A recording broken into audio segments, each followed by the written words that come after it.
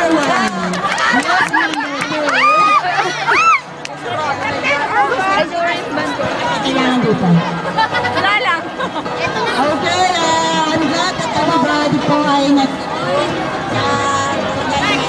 natutuwa dahil sa finally, yung po ang likha namin na usap-usapan lang nila Arnie at ni Luna na magkaroon po tayo ng union na mga dancer, which is ang aim po natin is magkaroon po ng pagkakaisa tayong mga dancer.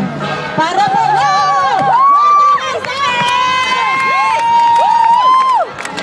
lagyan po natin ang dancers dancer. Yan, SMS.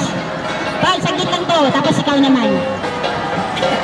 So yun po, ang aim po natin is para po mawala yung barriers between us, mawala po sa atin na kung magaling sumayaw ang airfreight, akala po natin mayabang na sila. Diba? Na hindi po kamo, magaling kaming sumayaw, mayabang na rin kami. At sinabi ko na, Adit. Wala pa! Yan. Pangalan ni Isa. Reverse. Pangalan ng dancer ng winners. Okay. Alright, sa ninyo!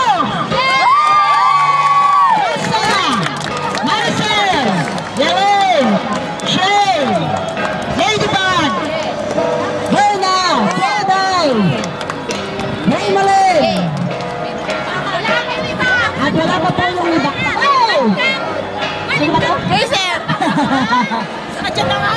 Sabrina! At si Joey. Yan!